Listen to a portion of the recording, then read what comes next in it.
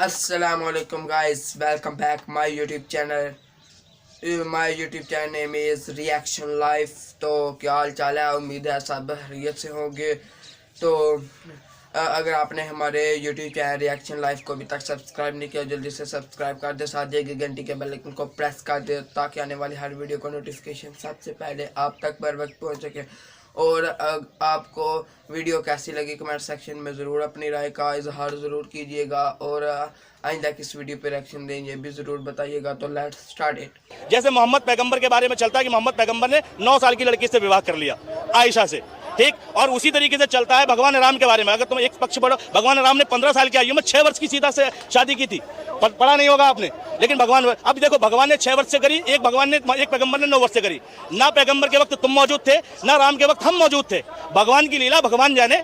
हम आज कई 100 साल बाद इस बात पर बहस करें कि उनने शादी करके गलत किया, तो हमसे बड़ा मूर्ख कौन है? और हम झगड़ रहे हैं उसको लेके।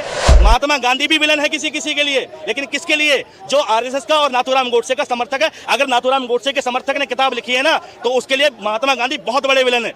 अमेरिका पूछता है महात्मा गांधी को, ब्रिटेन पूछता है महात्मा गांधी को, रशिया पूछता है महात्मा गांधी को। भारत के, दुनिया के बड़े बड़े देश महात्मा गांधी का पूजन कर रहे हैं, और हमारे देश के आरएसएस वादी लोग जो महात्मा गांधी का विरोध में लिखते हैं।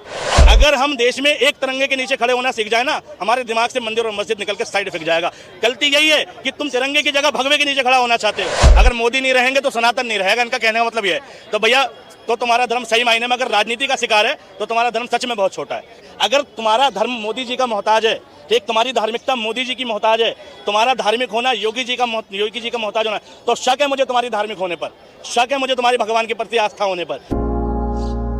हो सकता है तुम आज गर्व महसूस करो कि देश हिंदू राष्ट्र हो जाए, धर्म के नाम पे देश को एक वो ले लो कि टैग ले लो, लेकिन कहाँ खड़ा है? 57 मुस्लिम देश हैं। कौन सा प्रतिनिधित्व करते हैं 57 मुस्लिम देश? सारे धर्म के नाम पर हैं। किस देश का यहाँ पर बहुत बड़ा नाम है?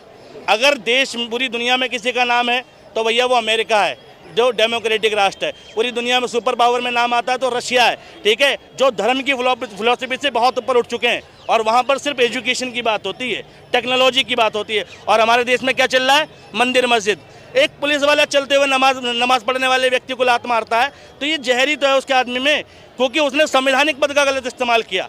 अगर उसके मन में कानून की बात होती, संवैधानिक तरीका होता, चलो बैठ गए, वो बाद में कागजी तौर पर मुकदमा लिख देता, कार्रवाई कर देता, ये लीगल तरीका था, और जो सजा होती कानूनी तौर पर उसे होती।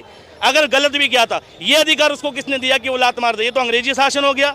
अंग्रेजों ने मंगल पांडे के कंधे पे मारा था, और सुनो, धनानंद ने चाणक्य के कंधे पे लात मारी थी। तो ये तो वही हो गया सेम। तो हम कहाँ चले जा रहे हैं, और कौन सा देश दे रहे हैं मोदी जी? बताओ, क्या बोलेंगे? इन्होंने कहे हैं कि महाभारत में हिंदू मुसलमान से लड़ाई नहीं हुआ। सही कहे इन्होंने, सही कहे, लेकिन वो मोहम्मद गोरी कौन था? औरंगजेब कौन था? सुनो सुनो सुनो सुनो सुनो, जो आकर के हमारे 500 हजारों साल पहले आकर के हमारे देश पर शासन किया, और शासन करने के बाद हमारे जो धरोहर थे हिंदुओं की मंदिरें थी, सबको नष्ट कर दिया, और उस पर मस्जिद की स्थापना करी। भाई, ऐसी बात नहीं है। कहना तो आसान है, लेक्चर देना तो आसान है, लेकिन उस पर सोचना और बात करना बड़ा कठिन है। आज अगर मोदी जी आए हैं, अब मोदी जी के शासनकाल में राम मंदिर बनी या कोई और मंदिर बनेगा, तो आपको परेशानी किस बात की है? और रही बात, सुनो ने, बहुत परेशानी किस बात? आपने कब कॉमनलबाज की राजनीति मोदी जी ने 10 साल में क्या किया है? बताओ। अभी एक मुस्लिम था, मध्य प्रदेश का था, उसने कहा बहुत बढ़िया सरकार चली है, मोदी जी फिर जीत कर कहेंगे। क्यों? उसका विचार देश के प्रति सकारात्मक है, उसको अपनी कौम के नहीं, देश के प्रति सकारात्मक। ऐसी सकारात्मक सोच वाला मुस्लिम अगर देश में हो जाए तो गंगा जमुना बह जाएगी। लेकिन उसको बहकाने वाले ऐसे ऐसे लोग हैं जो मोदी जी पर आरोप लगा तो देते हैं, कॉमनल बार करते हैं, ये करते, वाह, आप मोदी जी की तारीफ करना शुरू कर दोगे, कह देगा कल से पत्थर मारो कमरियों पे, कह देगा नमाज पढ़ो रोड पे, और जो युवा को पत्थर देगा मारने के लिए, तब तो आप खुश हो जाएंगे। उनकी कोई तारीफ नहीं करता था, तारीफ कर रहा हूं, पहले कोई बुराई भी नहीं करता था। सुनो, तुम ये कह रहे हो मोहम्मद गोरी, औरंगजेब, मंदिर बन रहा, तो क्या दिक्कत है? चलो बता देता हूँ। भारत में है 2 मिलियन से ज़्यादा मंदिर, 20 लाख से ज़्यादा मंदिर हैं, 3 लाख से ज़्यादा मस्जिदें हैं भारत में, जो कि पूरी दुनिया में नहीं है कहीं भी। दोनों का डेटा, पूरी दुनिया में जितने इस्लामिक देश है उसमें इतनी मस्जिद नहीं है, और जितने हिंदू देश 2-4 हैं उनमें इतने मंदिर नहीं है। 20 लाख, चलो मस्जिदों में तो कोई चंदा पंदा का जो डेटा है वो ना के बराबर है और आता भी नहीं। लेकिन मंदिरों का डेटा ना अभी 16,000 मदरसों को यूपी में बंद करने की चल रही है, वो 13,000, और वो फंडिंग कहाँ से विदेशों से हो रही है। भाई क्या बोल रहे हो तुम, कहाँ से बोल रहे हो तुम, सुनो कहाँ बोल रहे हो तुम, कुछ सोच समझ के बोलो, सोच समझ के बोलो। मस्जिदों में फंडिंग आती है, विदेशी फंडिंग आती है, ठीक है, सरकार उस पर मुकदमा करे, कार्रवाई करे, ध्वस्त कर दे। और कुछ भाई सरकार सो रही है, विदेशों से फंड आ रहा है तो बाहर से NFI आ रहा है, net factor income from abroad बोलते हैं।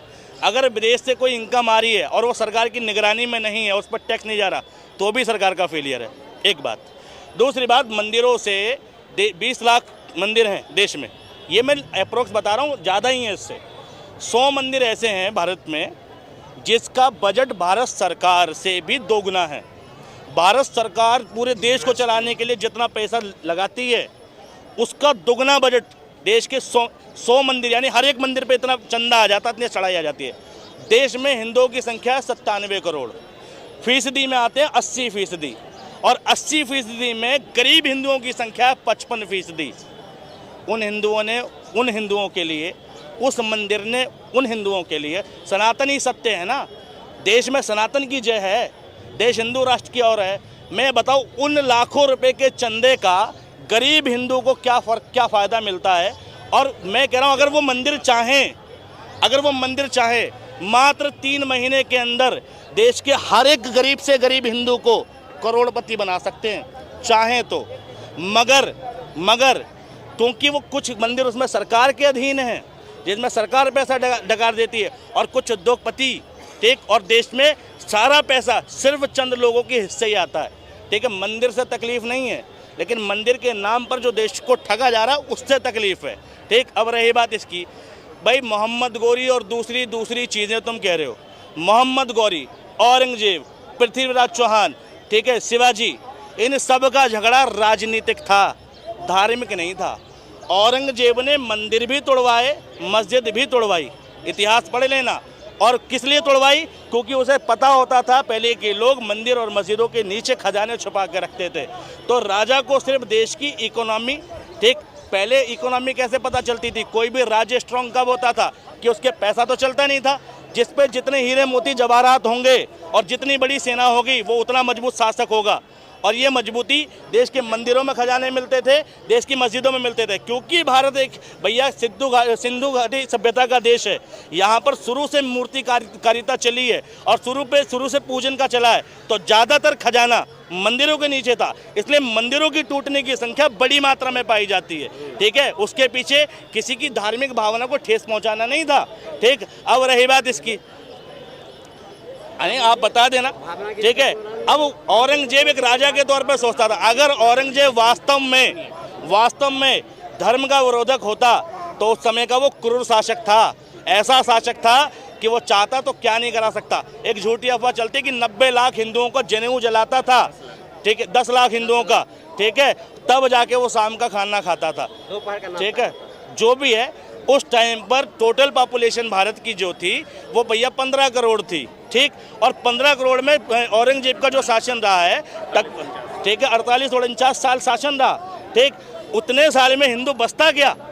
भाई फैक्ट पे आओ ना भाई। तुम जो किताबें पढ़ रहे हो वो कौन है? वो किताबें लिखने वाले RSS विचारक लोग, वो कौन है? वो हिंदू धर्म के अनुयायी लोग, वो कौन है जो दूसरे धर्म से नफरत रखते हैं? एक बार किसी सेक्युलर की किताब पढ़ना, एक बार देश के ओरिजिनल इतिहासकार की किताब पढ़ना, दिमाग से धर्म निकल के यूं भागेगा, ठीक है।